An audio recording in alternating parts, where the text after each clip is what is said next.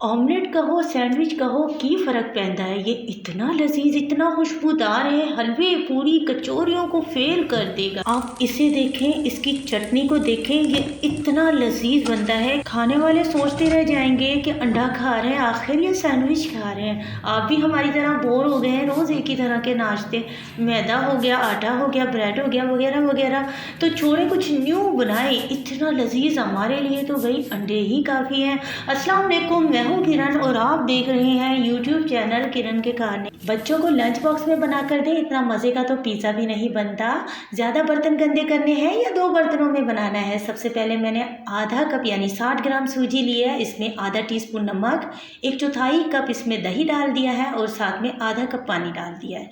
अब ये तीनों चारों चीज़ों को आपने चम्मच की मदद से अच्छी तरह मिक्स कर लेना है। तीनों चारों चीज़ों को अच्छी तरह से आपने मिक्स कर लेना है और यहाँ पर बस थोड़ा सा टाइम लगता है, बाकी ये इतना झटपट बनता है। इसे आपने 15 मिनट के लिए रेस्ट देना है।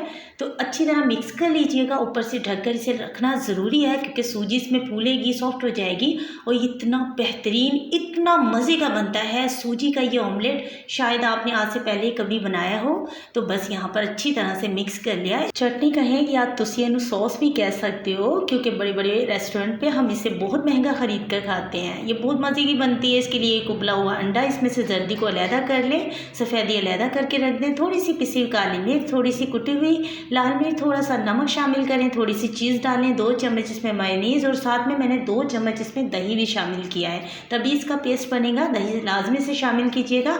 अब यहाँ पर इसे ग्राइंड करके इसका पेस्ट बना लेना है। अगर पेस्ट ज़्यादा गाढ़ा लगे आपको, इसमें थोड़ा सा पानी शामिल कर सकते हैं। अच्छी तरह मिक्स कर लें। चलिए, सॉस तैयार हो गया है। अब यहाँ पर 15 मिनट हो गए थे हमें इसे रखे हुए और 15 मिनट मैंने इसे लाजमी से छोड़ा है। बार बार वीडियो में आपको इसलिए शेयर कर रही हूँ ताकि ये चीज़ आपकी बेहतरीन बने, क्योंकि इसमें हम ना बेकिंग सोडा वगैरह, बेकिंग पाउडर वगैरह कुछ भी चीज़ें शामिल नहीं करेंगे। यहाँ पर अच्छी तरह मिक्स कर लें एक मरतबा। उसके बाद एक अदर इसमें अंडा शामिल करें, अच्छी तरह से इसे मिक्स कर लें। तो यहाँ पर इसे मिक्स करके अब फिर से हम इसे छोड़ देंगे। तब तक हम तैयारी करते हैं इसे बनाने की। तो मसालेदार चटपटा सा बनाना है, तो इसके लिए हमने तवे पर शामिल करना है एक छोटी साइज़ का कटिंग किया प्याज, एक अदर कटिंग किया हुआ टमाटर, अंडे की सफ़ेदी, थोड़ी सी कटी हुई हरी मिर्चें, थोड़ा सा हरा धनिया और साथ में शामिल कीजिएगा पुदीना। और साथ में हमने इसमें 2 चम्मच दही डाल दिया है, 1 चम्मच इसमें कुकिंग ऑयल डाल दिया है, 1/4 टीस्पून नमक शामिल किया है, पिसा हुआ ज़ीरा और काली मिर्च पाउडर शामिल किया है, 1 चम्मच इसमें पिसी हुई लाल मिर्च पाउडर शामिल किया है, 1/4 चम्मच इसमें आपने हल्दी और 1 चम्मच इसमें आपने पिसा हुआ धनिया शामिल करना है। अभी हमने चूल्हा ऑन नहीं किया, सारे मसालों को अच्छी तरह मिक्स कर लीजिएगा। ऑयल मुझे ज़रा कम लग रहा था तो मैंने 1 चम्मच फिर से इसमें ऑयल डाल दिया है। बस इसे अच्छी तरह आपने इसी तरह तवे पर मिक्स करना है, चूल्हा नहीं जलाना। मैंने वीडियो के स्टार्ट में आपके साथ शेयर किया था कि हमें बर्तन ज़्यादा भी गंदे नहीं करने और सिंपल तरीके से एक बेहतरीन चीज़ तैयार करेंगे। मुझे बहुत ही अच्छा लगता है नई नई चीज़ें तैयार करना, ये बहुत मज़े का बना था। यहाँ पर चूल्हा ऑन करेंगे और इसे हम इस तरह से सेट कर देंगे तवे के ऊपर।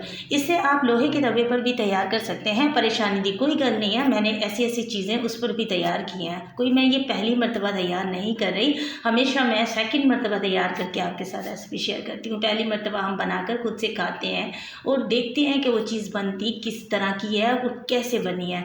तो यहाँ पर देखिए, इसे मैंने रख दिया था ना, तब तक मैंने यहाँ पर मसाला तैयार किया, तब तक रहने दिया। और चूल्हे की आंच आपने मीडियम लो रखनी है। स्टार्ट में मीडियम लो आंच रखिएगा, मीडियम या हाई मत रखिएगा।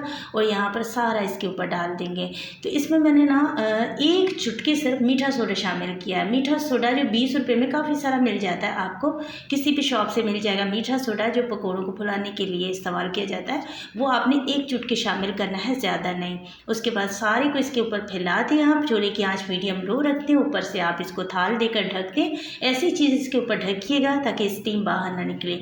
और तकरीबन इसे स्टार्ट में आपने 8 मिनट या 5 मिनट लाजमी से छोड़ना है। अब देखें, ये बिल्कुल अच्छे तरीके से ना ऊपर से सेट हो चुका है। अब हम इसका सैंडविच तैयार करेंगे। खाने वालों को ऑमलेट भी लगेगा, सैंडविच भी लगेगा, दोनों चीज़ें एक ही चीज़ में मिलेगी। तो यहाँ पर मैंने चूल्हे की आंच को बिल्कुल स्लो कर दिया है ताकि नीचे से इसकी पापड़ी ना हो।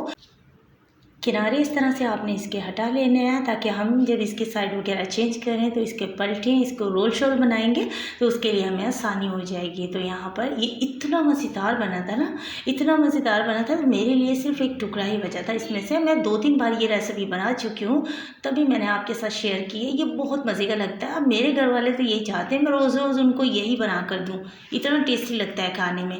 मैंने इसके लिए 2 अदद अंडों का इस तरह से बिल्कुल इसे फ्राई कर लिया था। अंडों को 2 अदद अंडे लिए हैं मैंने, इस तरह से इसमें आपने रख देने हैं। आप चाहें तो 3-4 भी शामिल कर सकते हैं। अंडों को मैंने जिस ऑयल में फ्राई किया है, इसमें मैंने ज़्यादा ऑयल नहीं डाला था, तो इसलिए मैंने वो ऑयल जो बचा ना बाकी के तवे पर, इसे बनाने के लिए ना आपको 2 तवे का इस्तेमाल करना पड़ेगा।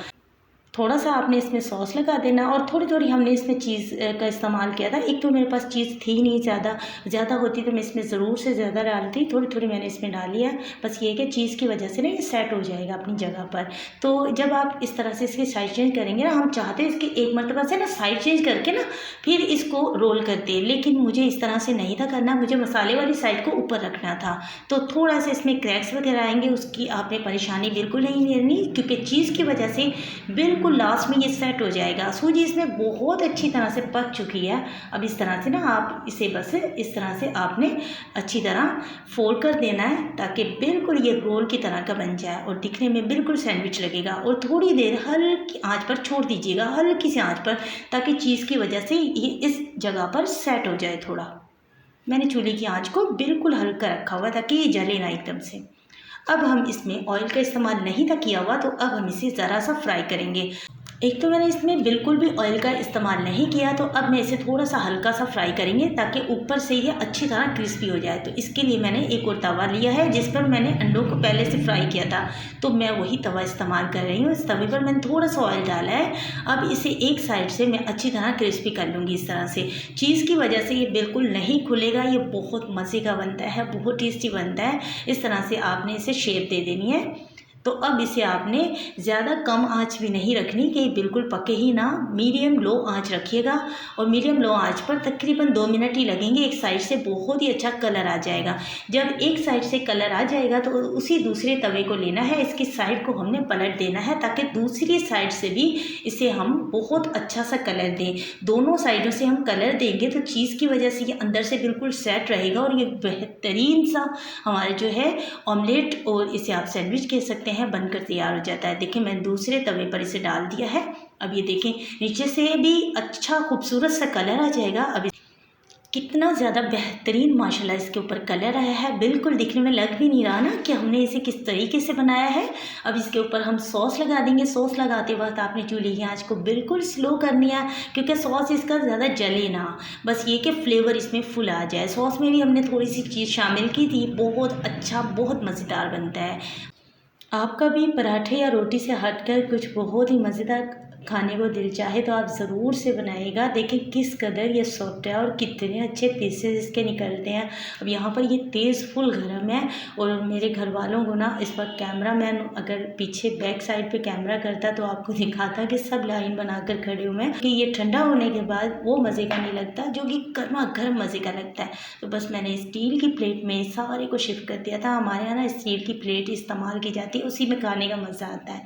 मिलते हैं नेक्स्ट वीडियो में। अपना बहुत सारा ख्याल रखिएगा। Thank you for watching. Allah हाफिज़।